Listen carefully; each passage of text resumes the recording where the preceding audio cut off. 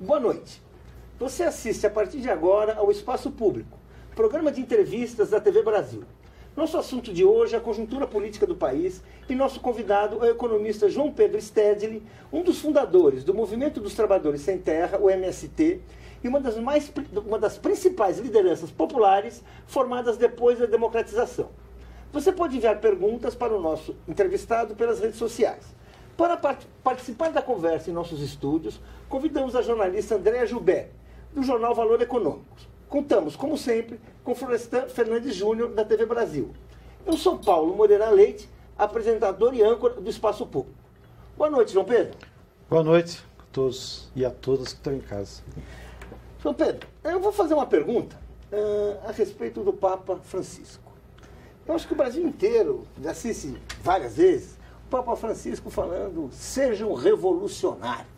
Né? Uma palavra que estava meio que sumida e que volta aí. Né? Mas que eu tenho certeza que você nunca parou de usar essa palavra quando você assunto. E aí eu queria saber, então, e você, hoje é um dos interlocutores do Papa, você participa de eventos no Vaticano, levou lideranças populares lá para o Vaticano.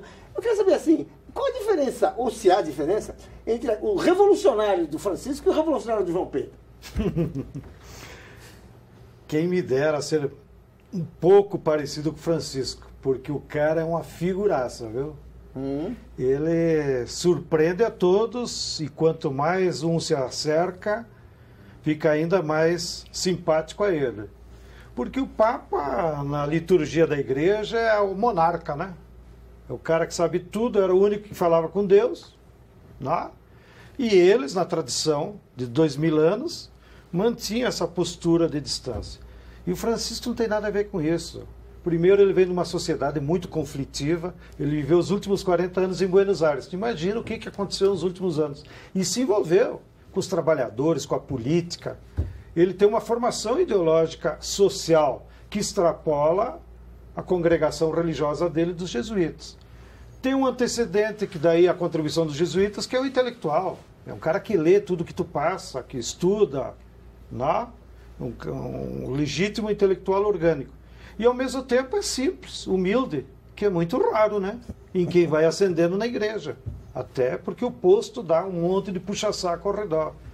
Então eu fiquei sempre, cada vez que, quanto mais contato eu tenho, mais eu fico apaixonado por esse revolucionário que adotou simbolicamente o nome de um outro revolucionário. Porque eu, como revolucionário, disse para ele baixinho que estava na hora dele canonizar Santo Antônio Gramsci. Porque, na minha visão, só tem dois santos italianos. São Francisco, que ele já homenageou, e o Gramsci, que foi um grande pensador da humanidade. Então, ele é essa figura que tu pode falar essas coisas sem o cara ficar irritado. Me chamou a atenção, por exemplo, ele evita que as pessoas beijem a mão e o anel. Você se lembra nos outros papas, a própria Dona Ruth Cardoso, quando foi visitar o João Paulo II, teve que ir com um véu preto, toda circunspecta, Com esse aí não tem frescura. As mulheres vão como estão acostumadas no seu dia a dia. E não há nenhuma diferenciação. Boa. Já fiz a defesa. Já fez a defesa. Eu tenho garantido, né? Se lugar no céu, Bem, antes de prosseguir a entrevista, vamos conhecer um pouco mais sobre o João Pedro Stedley.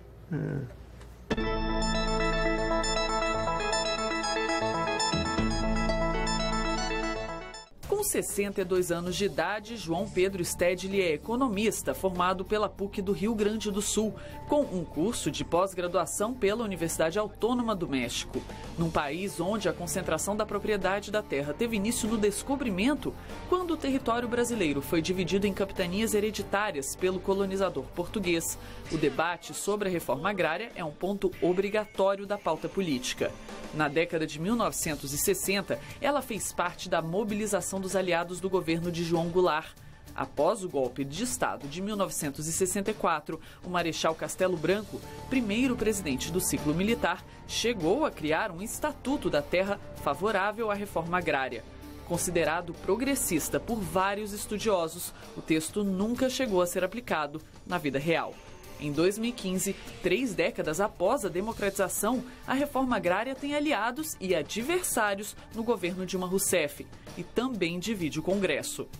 Criado na conjuntura de lutas sociais que marcou a democratização do país, onde se destacou pelas ocupações, o Movimento Sem Terra, ou MST, é uma organização estruturada, com milhares de militantes em atividade em 24 estados brasileiros.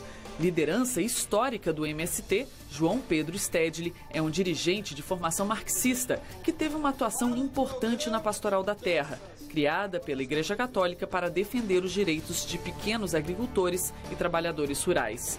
Depois da escolha do Papa Francisco, Stedley tornou-se um interlocutor frequente dos movimentos sociais junto ao Vaticano. Em novembro do ano passado, ajudou a organizar um encontro mundial de movimentos populares, quando lideranças de várias partes do mundo, inclusive do Brasil, puderam encontrar-se com o Papa. No fim do evento, Stedley declarou que em 2000 anos de história, nenhum Papa havia organizado uma reunião desse tipo.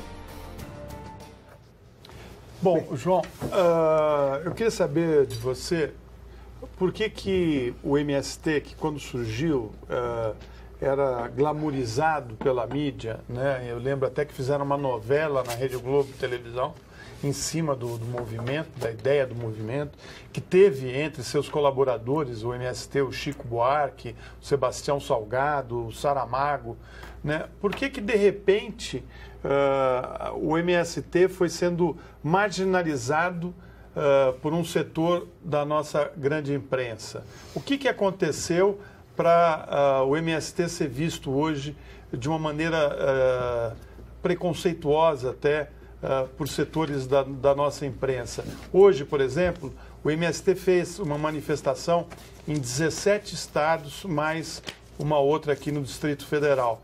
A grande maioria, né, da notícia que saiu dizia que vocês causaram muito congestionamento. E não falava nada da pauta de reivindicações. O que aconteceu? O que aconteceu, eu acho que tem suas raízes no contexto histórico. Embora existam muitas teses tentando nos explicar na academia e mesmo na imprensa. Eu vou resumir na nossa visão. Quando o MST surgiu na década de 80, ele surgiu num contexto histórico de crise do capitalismo brasileiro, do modelo dependente industrial, e, portanto, havia muito desemprego na cidade e os camponeses começaram a lutar por terra num clima de redemocratização e, ao mesmo tempo, querendo terra para trabalhar e se recusando ao êxodo. Nesse contexto, a nossa luta pela reforma agrária, de terra para quem quer trabalhar, ela era aceitável até para a burguesia industrial. Porque, no fundo, nós nascemos com a plataforma de uma reforma agrária clássica. Ou seja, distribuir o latifúndio para os camponeses terem terra, trabalhar e se transformar em produtores de mercadorias e consumidores da indústria. Então, a burguesia industrial em crise nos tolerou e achou que o nosso projeto era compatível com um projeto de desenvolvimento industrial e nacional do país, que percorreu essa crise toda a década de 80. Bem, quando nós fomos derrotados no projeto de mudanças em 89 e a burguesia brasileira abandonou o projeto nacional e aderiu ao neoliberalismo, a burguesia brasileira fez um pacto com as grandes empresas transnacionais e com o capital financeiro e adotou nos governos Collor, Fernando Henrique, o neoliberalismo. No neoliberalismo não há espaço para um projeto de desenvolvimento nacional, não há espaço para um projeto de desenvolvimento da indústria e muito menos da agricultura familiar, porque eles optaram pelo modelo do agronegócio, ou seja, grandes extensões de terra baseado na matriz tecnológica das empresas transnacionais. E, portanto, quando eles saíram da crise pela via do agronegócio e da subordinação ao capital internacional, nós deixamos de interessar. E eles começaram sistematicamente, na linguagem popular, nos dar um pau. Ou seja, tornamos indesejáveis. Passamos a ser indesejáveis. E como nós, nesse período também, fomos amadurecendo a nossa concepção, fomos entendendo a realidade, fomos estudando, fomos nos dedicando à formação política e ideológica, a burguesia também fez uma releitura nossa. Antes nós éramos pobres, coitados, dirigidos pela igreja, pela CPT, que queríamos terra. Agora esses loucos estudam, tem gente formada nas universidades, tem uma escola de formação, que damos o nome ao seu pai com maior justiça que pudermos fazer, e eles não suportam quando os pobres começam a caminhar com suas próprias pernas. Então nós viramos indesejáveis. Falando de indesejáveis, eu queria saber se eventualmente vocês se transformariam de indesejáveis a necessários, eventualmente, a soldados do governo. Eu queria que você comentasse que o ex-presidente Lula, no ato em defesa da Petrobras no Rio de Janeiro, no último dia 24, citou o seu nome nominalmente. Ele falou assim: quero paz e democracia, mas também sabemos brigar, sobretudo quando o Stedley colocar o exército dele nas ruas. O MST se transformou num exército que vai sair em defesa do governo, agora do governo Dilma? Voltemos ao contexto. Eu estava lá naquele ato em defesa da Petrobras e na minha fala eu fiz uma provocação ao presidente Lula. Eu disse para ele: ó, Lula, nós estamos numa situação de ataque da burguesia.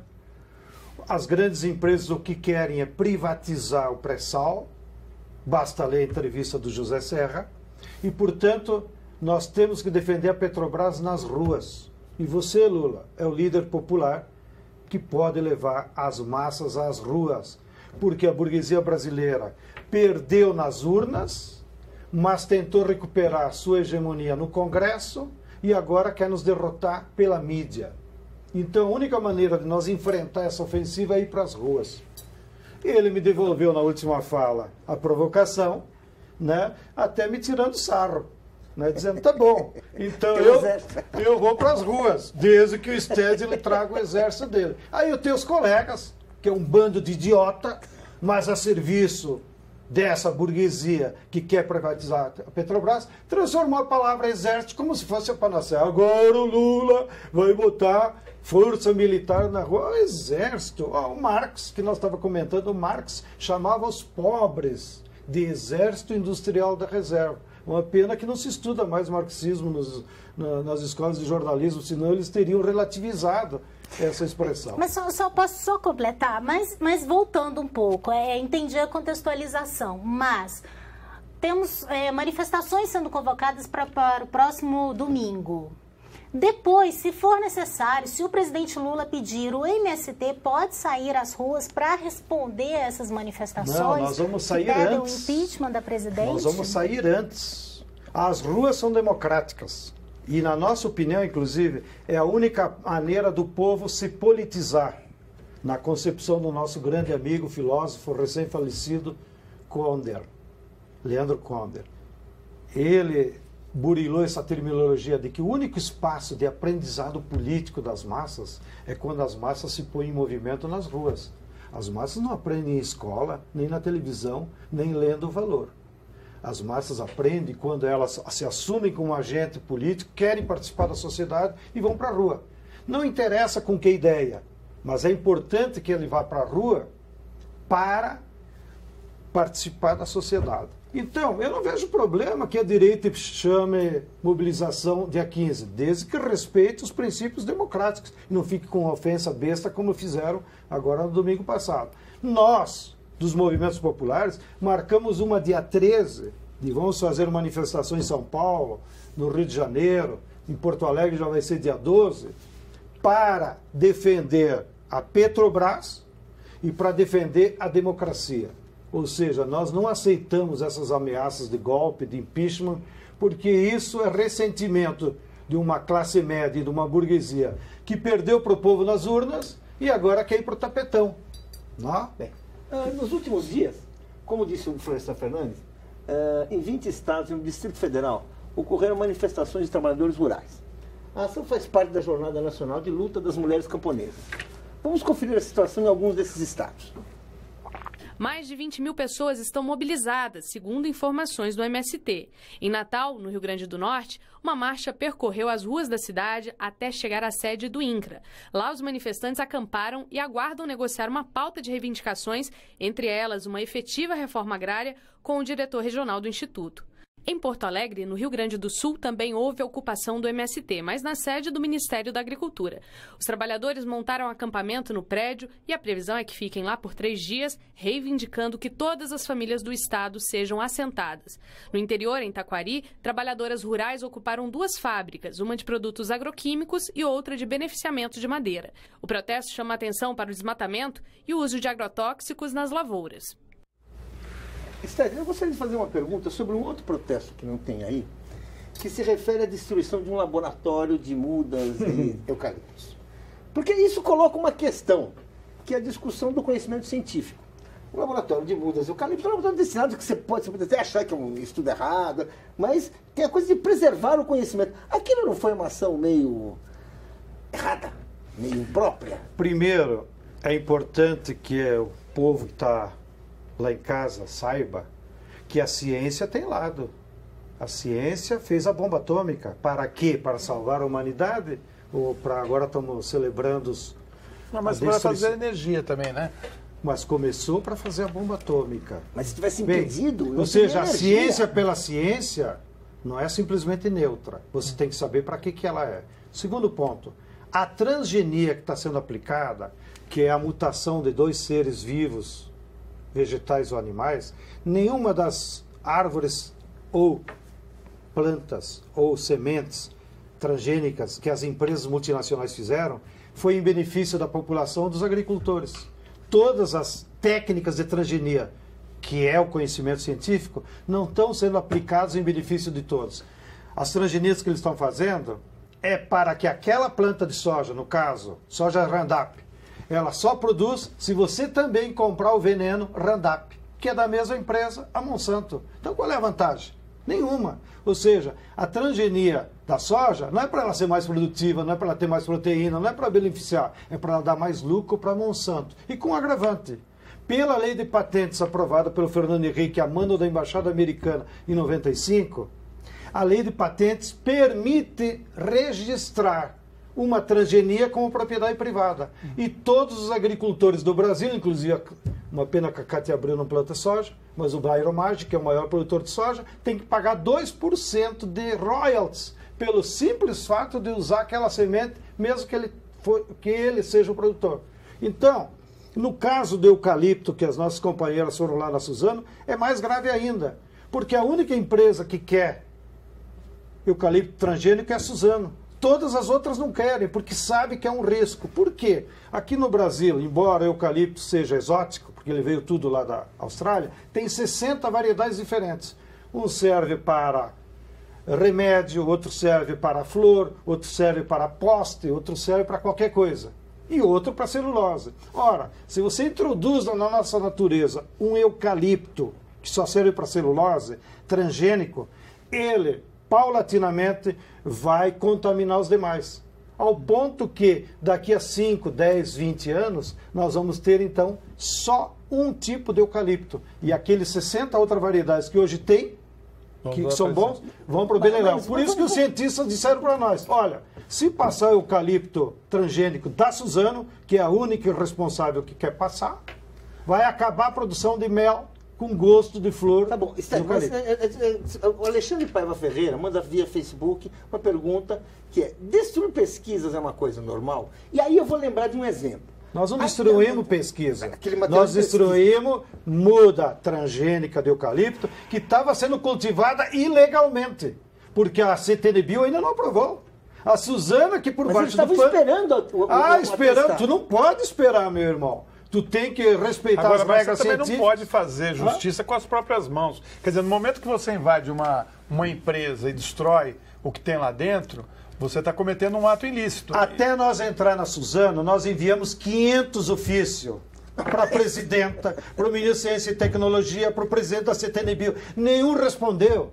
Nenhum perguntou para o nosso cientista, que é o Paulo Kagiyama, que é membro da CTNBio, por que você é contra o eucalipto? Nós queremos o direito dos nossos cientistas explicar por que essa ciência do eucalipto é equivocada. Eles não quiseram ouvir. Então, quando o poder se transforma ditatorial, porque não aceita a democracia da maioria, a maioria, como ensinou teu pai, tem que se rebelar, se mobilizar. Se as mulheres, companheiras, não tivessem entrado na fábrica da Suzana, você nem tinha feito essa pergunta. E claro, assim me deu a oportunidade de explicar para a turma que está lá em casa por que nós somos contra o eucalipto transgênico, que é uma desgraça para a agricultura brasileira, para a sociedade brasileira, para o setor apícola, que é muito dinâmico no Brasil, não?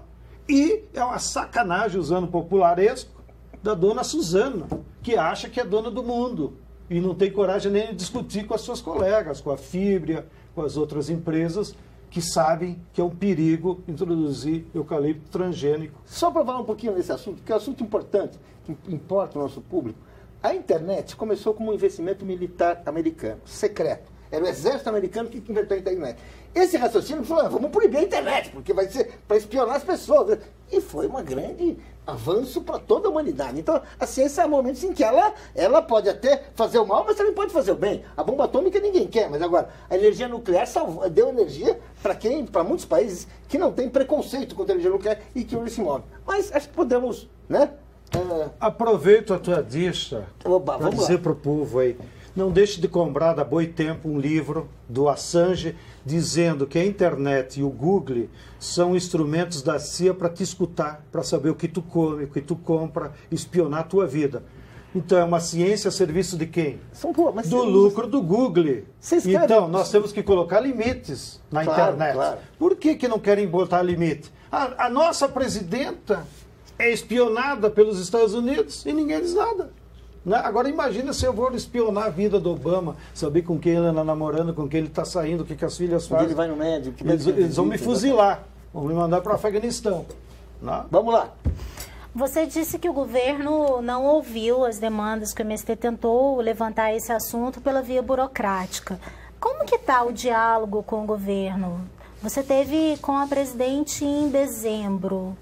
Tá difícil? Nós conversamos muito com o governo. Não é um problema de diálogo. O problema é de política.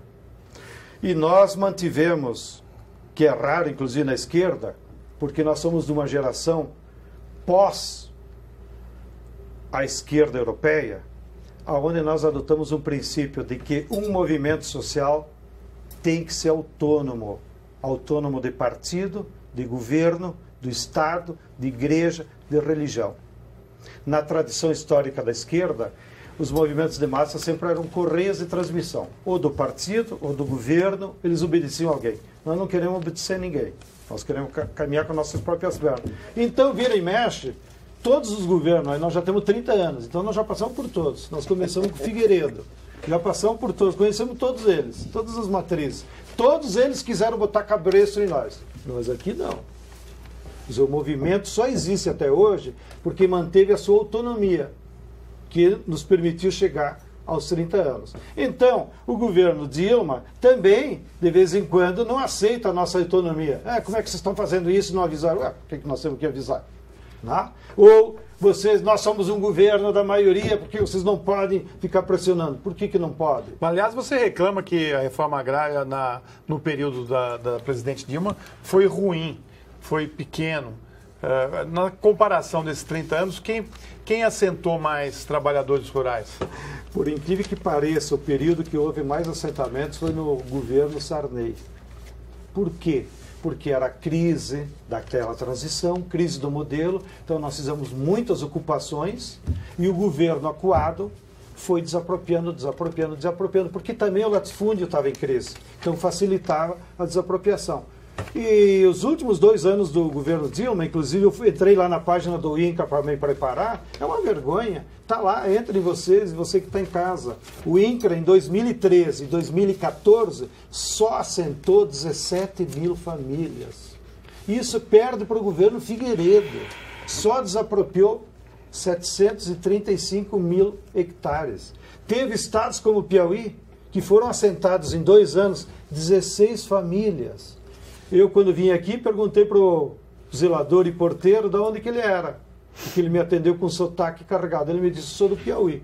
Certamente, se nós tivéssemos feito reforma agrária no Piauí, esse senhor não precisava trabalhar até essa hora de porteiro aí, que imagino que ganhe grandes salários. Né? Então, não fazer a reforma agrária, tu empurra os pobres para a cidade, para a migração, para outros lugares. Então, a presidenta Dilma, nos 4 anos que passaram, está em dívida com o movimento. E as manifestações que vocês mostraram na televisão é o resultado disso, da inércia do governo durante os últimos 4 anos, porque não teve a visão de que a reforma agrária é uma política social para resolver o problema dos Facebook.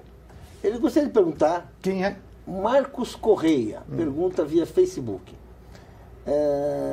Como o Stedley tem visto o governo Dilma em relação aos movimentos sociais? Em algum momento você vê algum avanço? O governo Dilma é um governo democrático, que dialoga. Nisso faz parte da democracia republicana. Agora, eu acho que o governo Dilma não teve a mesma sensibilidade social que tinha o governo Lula. Não teve a mesma iniciativa.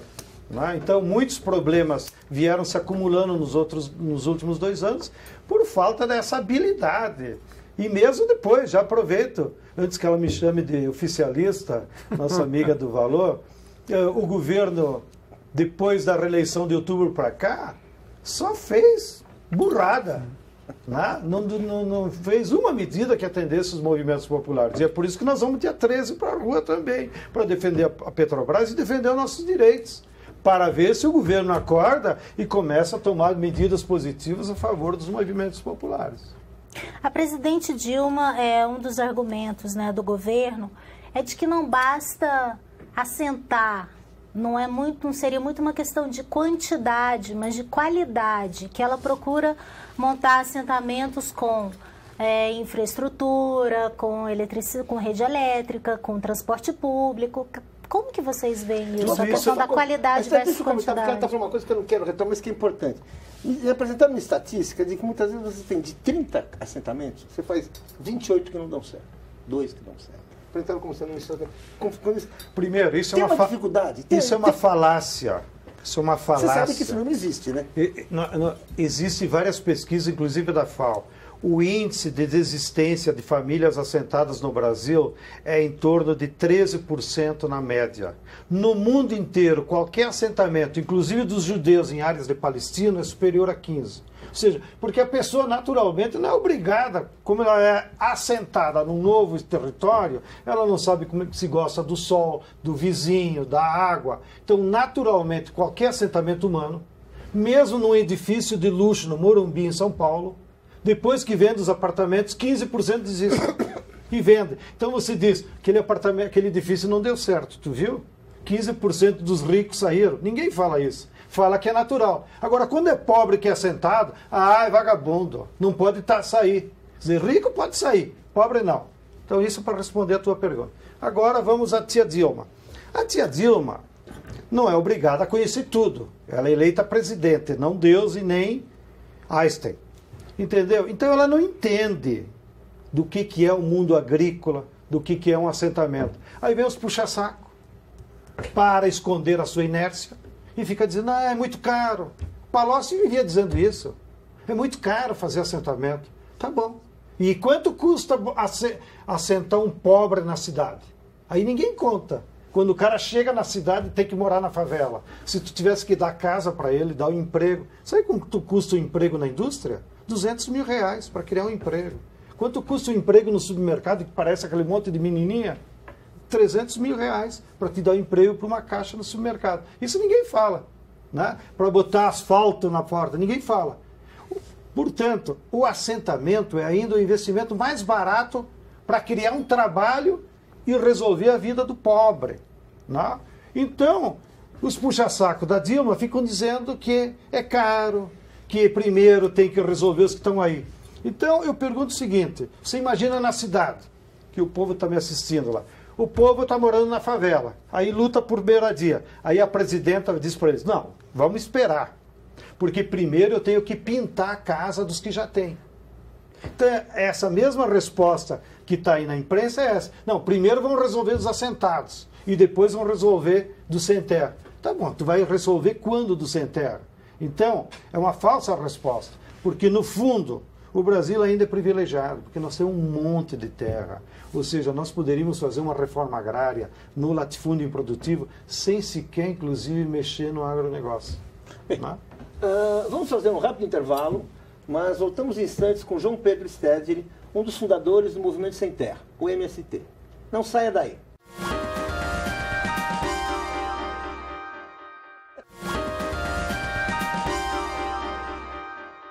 O Espaço Público está de volta com o coordenador nacional do MST, João Pedro Stedley. Vamos ouvir o professor de Sociologia da Universidade de Brasília, Marcelo Carvalho Rosa. Ele publicou um livro sobre a reforma agrária e sua significação na zona canavieira de Pernambuco. Ao longo da sua trajetória, o MST não só se expandiu dentro do Brasil, mas como ultrapassou as fronteiras nacionais, estabelecendo alianças com movimentos em várias partes do mundo, mas especialmente na África e na América Latina. Gostaria que você contasse para a gente como essa relação com esses movimentos por meio da Via Campesina contribuiu para mudanças no movimento e o que o movimento aprendeu desses intercâmbios ao longo dos últimos anos. Ela pergunta, professor, quem ajudou a internacionalizar o movimento foi o capital financeiro internacional. Porque nós começamos a perceber que os problemas que nós tínhamos aqui com a soja transgênica, com o eucalipto, com esse agronegócio, é o mesmo modelo que esse capital internacional está aplicando no México, na África do Sul, na China, no mundo inteiro. Então, nas reuniões internacionais, nós começamos a nos dar conta que os problemas eram os mesmos, porque os culpados são os mesmos. E disso, então, surgiu, em 1995, a primeira reunião internacional dos camponeses. E nós fundamos, então, a Via Campesina Internacional. 100 anos depois dos operários, 100 anos depois das mulheres. Né? Nunca os camponeses tinham uma articulação internacional. Essa é a primeira? É a primeira do mundo. E já nascemos grande, que de imediato se somaram movimentos camponeses de 120 países. E hoje, provavelmente, é a articulação de trabalhadores mais forte, porque o movimento sindical ele tem a sua estrutura, mas é meio burocratizado. Então nós fizemos as nossas conferências a cada 4 anos e reunimos movimentos de 120 países. E nesses encontros, todo mundo aprende, porque a gente fica se perguntando, né, como é que é no México, como é que é na Índia. Por exemplo, da Índia, que eles têm movimentos camponeses poderosos, foi que nós aprendemos a luta contra a semente transgênica. E inclusive lá nos movimentos camponeses, tem cientistas que são militantes dos movimentos, como a Vandana Shiva, né? Que é uma grande cientista que fez a luta contra o algodão transgênico, que levou ao suicídio mais de 30 mil camponeses indianos, né? Por conta do agrotóxico que começou a afetar a cabeça deles. Esse mesmo fenômeno aparece aqui no sul, no tabaco. As cidades produtoras de tabaco no Rio Grande do Sul são as que têm maior incidência de suicídio entre camponeses, porque o veneno é tão forte que afeta a cabeça, a pessoa entra em depressão, vai numa árvore e se mata. Não? Então tem que ter tabaco natural, cubano. Exatamente. Tabaco natural, como os índios praticavam. O branco é que caiu nessa besteira de fumar todo dia e botar veneno. Aí dá esse problema. Bem, então a Via Campesina é um grande espaço de interlocução. Não tem poder, mas é de intercâmbio. Inclusive, agora, no mês de abril, nós vamos fazer uma reunião de todos os movimentos camponeses em Buenos Aires, né? Desde o Canadá até a Patagônia. Todos os movimentos camponeses das Américas vão se encontrar lá. Aquele francês, o Beauvais, vem aí? O Beauvais agora ele saiu do movimento camponês francês porque ele virou deputado no Parlamento Europeu, né? Pelo Partido Verde. Então entrou na lógica parlamentar. Então não participa. Uma das acusações que fazem muito ao MST é de que ele recebe grandes quantias de dinheiro do governo federal. O MST é financiado por quem? Bem, nós temos um princípio também que aprendemos ao longo da história. Todas as lutas que nós fazemos, quem participa da luta tem que contribuir. Essas mulheres e os companheiros que estão aí na rua, eles estão contribuindo, eles estão trazendo a comida de casa, eles ajudaram a pagar o ônibus. Porque esse é um princípio da luta. Se alguém paga para você fazer alguma coisa, já deu errado. É como você imaginar que o operário vai fazer greve e alguém está pagando para ele ficar parado. Aí acabou a greve, né?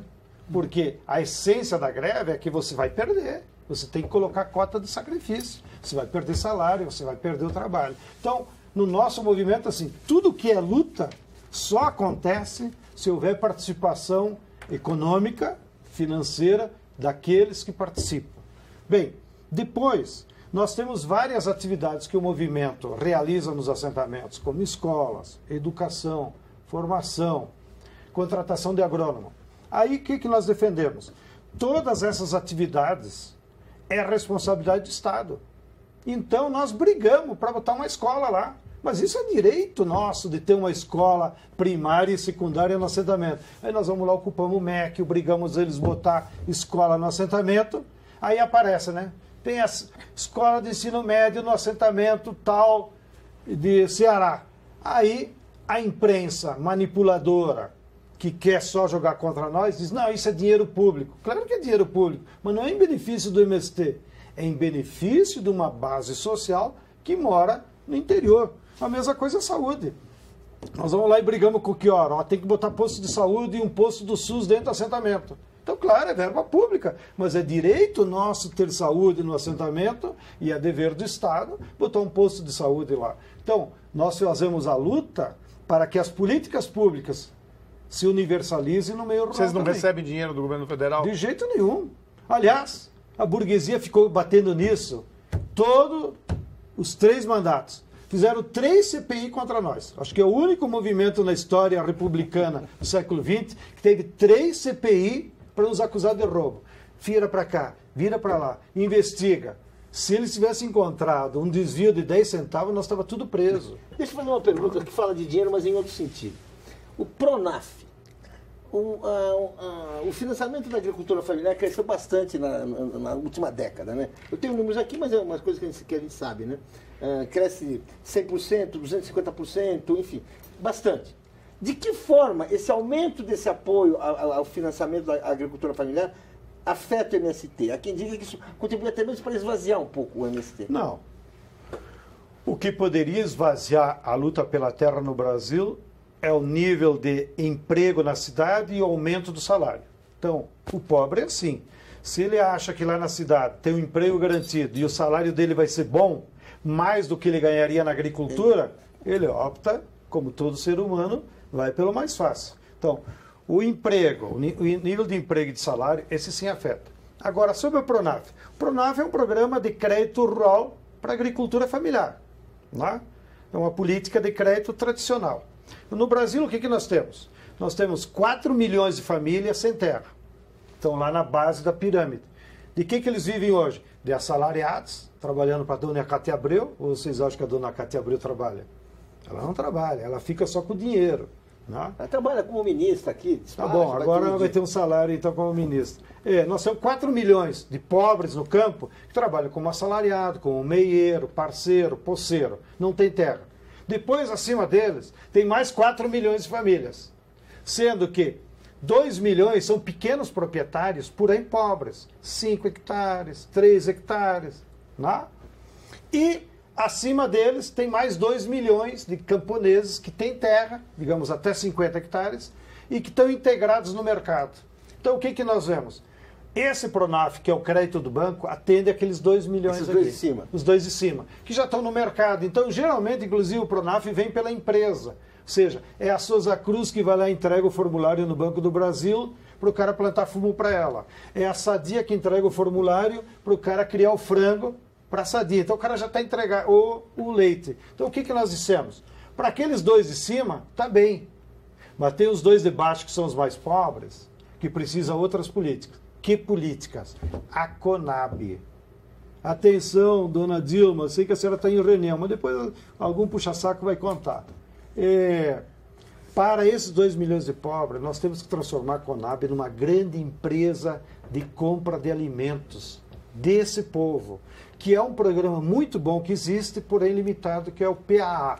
O PAA? Programa de Compra Antecipada de Alimentos. Então, que o cara da Conab, e através de vários mecanismos, garante para o camponês, pode plantar tudo que quiser que nós compramos. Então, o cara escapa da armadilha do crédito, do juro, de dormir de noite, que o camponês é super moralista. Né? Se ele não pagar o banco, ele fica doente. Então, o PAA não deixa o cara entrar no banco e ajuda ele produzir e ele tem a segurança. Não. Porque outras pessoas imaginam assim, o camponês, então ele vende aonde? O camponês não é comerciante. Ele não gosta de vender. Porque ele não é um comerciante, ele é um camponês, ele sabe produzir alimentos. Então, na hora de vender, ele não sabe. Por isso que precisa a Conab para ajudá-lo a comprar. E a Conab hoje, em todo o Brasil, está comprando desse povo 297 tipos diferentes de alimentos, que é a nossa cesta básica da culinária brasileira, tropical, do Brasil inteiro. Agora tu pergunta, e o agronegócio o que produz no Brasil? Produz soja, com milho, cana-de-açúcar, eucalipto e pasto. 4 produtos que você não vai comer amanhã de manhã.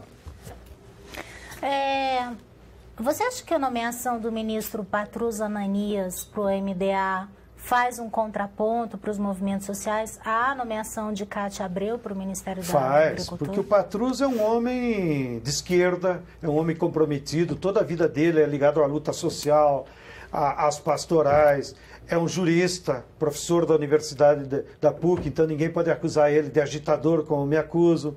Tá? Ou seja, é um homem de bem e certamente vai fazer a diferença. Ainda mais, como você mesmo disse, numa composição de ministério extremamente conservador. Então nós contamos nos dedos quem é de esquerda, quem é a favor mesmo de ter um compromisso com mudanças sociais. A maioria está lá por interesses partidários, para acomodar a sua corrente, por vaidades, etc. e tal. E o Patrus é um desses que está lá porque tem um compromisso social. Então nós esperamos que a biografia dele lhe dê uma autoridade moral para ir resolvendo esse passivo que vem pelo menos dos últimos 4 anos. Por isso, já teve algum aceno? Vocês já estabeleceram uma primeira conversa com ele? Bom, primeiro nós tivemos uma conversa com a própria presidente Dilma em dezembro, onde nós colocamos para ela, ó, do jeito que está não dá, você tem que mudar. E ela mudou, né? Daí botou o Patrus. Apresentamos algumas grandes linhas, porque não era uma reunião de pauta, era uma reunião de discutir projeto para o país. Então, você tem que mudar a política na reforma agrária, você tem que zerar os acampamentos, nenhum governo pode dormir em paz. Está zerando os acampamentos? Tem alguma evolução? Tem 90 mil famílias acampadas, e eles em 2 anos assentaram 17 mil. Esse povo que está caminhando na Bahia, tem 6 mil pessoas caminhando na Bahia rumo a Salvador. Sabe quantas mil famílias tem acampada na Bahia com o governo do PT? 20 mil. O que eu vou dizer lá no acampamento? Espere que daqui a 4 anos tem mais um governo do PT? Não, ninguém aguenta mais. Turma quer mudança. Mas entendeu? Então o exército que o presidente Lula está não pedindo vai marchar contra não o exagere. Na governo. linguagem de movimento popular é base social, organizada. E isso é obrigação nossa organizar os pobres. Porque se os pobres não estiverem organizados, vai ser a tragédia. Então, o papel do movimento popular é dar consciência para que essas pobres caminhem com a sua cabeça. Isso não é exército no sentido militar. Isso é uma organização social, que sem organização social tu não muda o mundo. Mas vocês vão sair às ruas engrossando o coro contra o governo também? Não, não é contra o governo. É a favor de mudanças. O governo é que se decida. Repito, nós somos autônomos do governo. Agora, perante a conjuntura, se nós vemos que a Petrobras, que é um patrimônio do povo, está sendo atacada, porque no fundo eles querem o pré-sal, né? Porque essa ondinha aí de corrupção, que vocês nem perguntaram, que é um tema bom, vocês acham que a corrupção resolve com CPI? Quantas CPI fizeram? Resolve? Não caçaram o Collor porque chamaram de corrupto, agora ele está na lista de novo. Né? Então, corrupção... Não qual que você acha que é uma boa ideia contra a corrupção? Qual que você acha que é uma boa ideia contra a corrupção? É a reforma política? É a reforma política. Esse país só tem salvação. Por quê? Porque a democracia representativa foi sequestrada pelas empresas. Vocês, noticiário, o Valor também, botou lá a lista.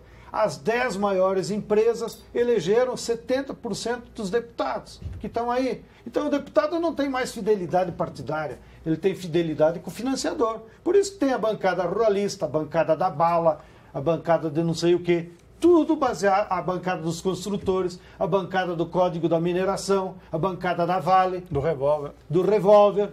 Então, isso aí deturpou a nossa democracia. E quais são os 2 mecanismos corruptores? Não? O primeiro é o financiamento de campanha. Então, o cara tem que devolver. E o segundo, que ninguém tem coragem de falar, é as emendas parlamentares. O Brasil é o único país do mundo que deputado tem direito a botar no orçamento 10 milhões de dólares por ano. Onde é que se viu? Não, uma visão E o que o cara faz com os 10 milhões da emenda dele? Ele dá para uma obra no prefeito da base dele, ele dá para uma ponte. Quem vai construir a ponte? Quem vai construir o colégio? Tá bem que é obra pública. E aí não tem a beiradinha? Não, é o que dizem assim, uma visão, vamos dizer, um pouco cínica desse processo, é que, de certa maneira, já existe o financiamento público de campanha, que é a emenda, que é dinheiro público que vai para as emendas. Mas é uma hipocrisia. Total, é absurdo. Não, e tem o fundo partidário também. Isso é real, isso é real. Mas o fundo partidário é pequeno e vai mais para as fundações. Isso é justo também para os partidos fazer formação. O problema é que eles não fazem. Mas então, o que o Brasil está precisando para combater a corrupção é uma reforma política. E qual é o imbróglio que nós estamos agora? Que esse Congresso que está aí não vai fazer. Porque, inclusive, tem lá. Tem o projeto da Coalizão Democrática, que prevê uma série de mudanças na legislação e na forma de fazer a política. E tem o nosso projeto, assinado por 188 deputados dos movimentos populares, que nós queremos a convocação de uma Assembleia Constituinte. E qual é a forma legal para você viabilizar uma convocação desse Constituinte? É a pergunta que eu ia fazer. Como é que é? A forma legal que o professor Fábio Comparato, que é o grande jurista constitucionalista desse país, nos ensinou, é de que o atual Congresso, mantida essa situação, ele aprovaria a realização de um plebiscito popular, para que a população toda diga, você é a favor de convocar uma Constituinte ou não? Bem, faz o plebiscito, se a maioria da população disser, eu quero uma Constituinte, você então recebe a legitimidade popular para que o Congresso convoque uma eleição de deputados exclusivos com a determinação constitucional de só fazer uma reforma política. Então, o Congresso atual continuaria funcionando e, paralelamente, nós teríamos uma outra Câmara, uma Assembleia Constituinte, que se dedicaria a reformar as leis relativas ao modelo político. Essa é a única saída. E se nós não entrar nela, pode escrever, daqui a 3 anos eu volto aqui. Mas... Enquanto nós não tivermos uma Assembleia Constituinte que faça uma reforma política de profundidade, nós não vamos sair dessa crise. O que me deixa um pouco perplexo nesse momento é que você não vê partidos ideológicos, você não vê partidos com propostas claras de transformação do país. Nós estamos vivendo um vazio, inclusive, de lideranças. Como a gente vai entrar numa constituinte com tamanha dispersão, né, tendo até a possibilidade de fazer uma Constituição pior do que a já existente? Primeiro, nós temos vários passos que antecederão a Constituinte. Primeiro, se o ministro Gilmar devolver, né? Mendes assistisse a TV Brasil e tivesse um pouquinho de vergonha na cara, deixasse de ser líder da direita no Supremo, ele cumpriria o regimento e devolveria o parecer da qual já estão derrotados, que por 6-1 já estabelece a proibição... Dá para o senhor explicar melhor o que é esse parecer? A OAB e alguns partidos entrou com uma ação que se chama ADIM, no Supremo Tribunal Federal, fazendo a seguinte pergunta para o Supremo Tribunal. Vocês, senhores ministros, lendo a Constituição brasileira, não acham que o financiamento das empresas a candidaturas distorce a democracia? Porque o candidato que receber dinheiro da Vale, ele disputa em melhores condições com o outro que é pobre. Então distorce a democracia. O Supremo Tribunal começou a analisar em abril, e poderíamos ter aplicado para a eleição passada, e já 6 ministros do atual STF disse, de fato, interpretando a Constituição, o financiamento empresarial para as eleições distorce a democracia e distorce a vontade popular. Então já está 6-1. Aí o Gilmar, como não queria que essa regra já valesse para outubro, pediu vistas. Pelo regimento do STF, ele pode ficar 30 dias em casa lendo, se aprofundando, para dar o voto dele. Desde agosto que ele está sentado em cima. Ele deve ter levado para o banheiro e esquecido lá. De tanto ler. Mas qual a vantagem de segurar? É porque se ele votasse em agosto, já para as eleições de outubro, não tinha acabado com essa farra do financiamento privado. Você trava o debate, você trava a decisão. Trava. E assim como, se ele votar agora, então vai ser 6-2. Ou depois 7-2. Né? já nós aplicaríamos também para a eleição de 2016. João, e todo mundo que utilizasse viraria crime. Uma outra pergunta, mudando de assunto. Joel Cavalcante pergunta via Facebook. Como a questão da diversidade... Que também é da CIA. É da CIA, então. Mas deve ser... Olha, Joel Cavalcante acho que não é, olha só. Como a questão da diversidade de gênero e sexo é vista dentro do MST? Bem, o MST é um movimento social. Então, ele sofre as mesmas influências da sociedade. Quando nós começamos lá há 30 anos, nós éramos extremamente machistas, que é um pouco a sociedade rural. Lá, o chefe da casa manda, desmanda. Aí nós começamos a organizar cooperativa. Aí a mulher começou a ganhar a mesma coisa que o marido. Aí não começa a obedecer mais. Aí começamos a botar... O Movimento Sem Terra é o único que organiza ciranda infantil. E olha, nós mudamos o nome, não é creche. Porque creche dá um sentido de depósito. Deixa lá as crianças enquanto eu vou trabalhar. Nós mudamos. O nome verdadeiro da escola infantil é ciranda infantil, que é aquele espírito, você vai aprender brincando e aprende com teus coleguinhas. Então, os assentamentos do MST tem, não todos, claro, mas um grande número tem cirandas infantil, onde as mães deixam os filhos menores. E com isso ela pode trabalhar e fica no mesmo nível que o marido. Porque se ela ficar na cozinha, vai apanhar sempre. Apanhar, que eu diga, literalmente, sofrer. vai perder o poder. Tá? Então, no momento que ela trabalha e tem renda igual ao marido, ela se equipara e começa a decidir. E, à medida que a sociedade brasileira foi se abrindo mais para essas questões homoafetivas, o MST também foi... Mais uma pergunta. Mas eu faço questão de dizer, até em homenagem. Nós temos 2 casos. Um casal de mulheres em São Paulo e um casal de mulheres em Santa Catarina. E graças a essa abertura da sociedade, o INCRA titulou as terras em nome do casal, das 2 companheiras que são matrimônio. Mais uma pergunta via Facebook do André Lopes. Depois, Sted, você daria apoio ao Lula se ele se candidatasse novamente? Claro, é o único líder popular que nós temos. Então ele tem que ir para a rua. Posso pegar esse mote? Desde que o Lula também assuma mudanças populares, não Agora, é só para fazer é do mais PSB, do mesmo. né? Meu irmão é do PSB, deputado federal. Meu irmão é uma espécie, vou falar mal dele, viu, Zé Luiz? Meu irmão é uma espécie de vereador de Cachoeirinha, porque ele tem uma base, foi prefeito de Cachoeirinha, onde eu morei também muitos anos. Mas é um partido de esquerda, o PSB? Uma parte dele, sim. Não, uma parte dele, sim. O ex-presidente Lula está fazendo movimentos para se reaproximar dos movimentos. Logo no início do ano, salvo engano, ele visitou uma escola do MST no interior de São Paulo. Eu faço 2 perguntas. O ex-presidente Lula e o governo se afastaram dos movimentos populares? Não, eu acho que faz parte dessa autonomia. Né? É claro que em momentos de mais tensão, quando tu pressiona, quando tu compra um ministério, eles ficam puto da cara e ficam uns meses sem conversar contigo, né?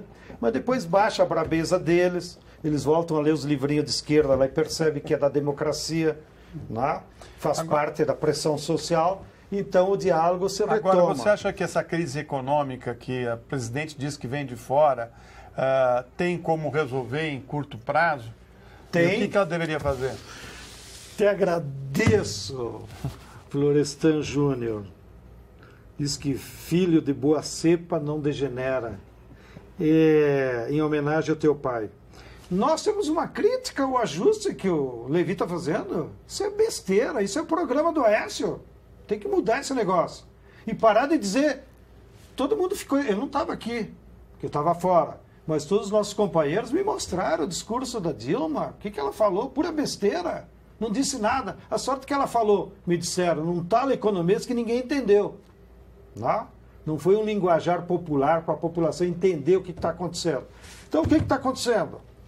Há um problema de crise econômica, que de fato tem na sua essência estrutural a dependência que a economia brasileira tem do capital estrangeiro, do mercado internacional. Quer dizer, existe um problema real de... Existe um problema da economia brasileira. Tá. Porém, qual é a saída?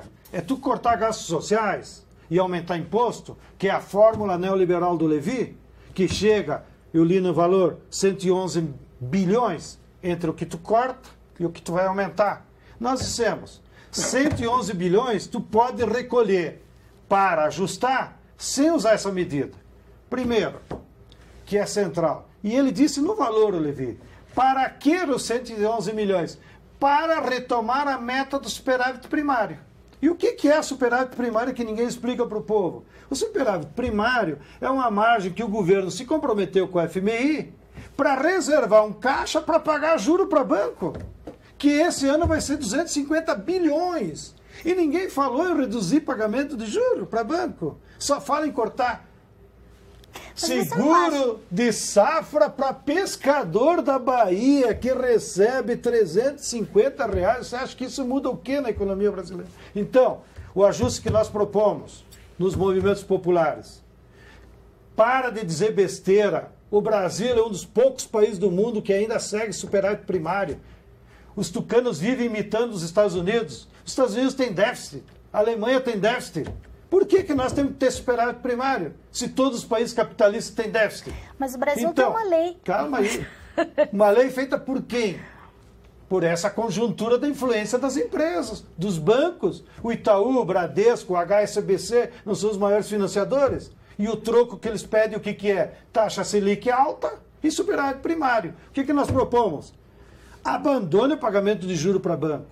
Faça um acordo, ó. Nós vamos ficar 2 anos sem pagar juro para banco.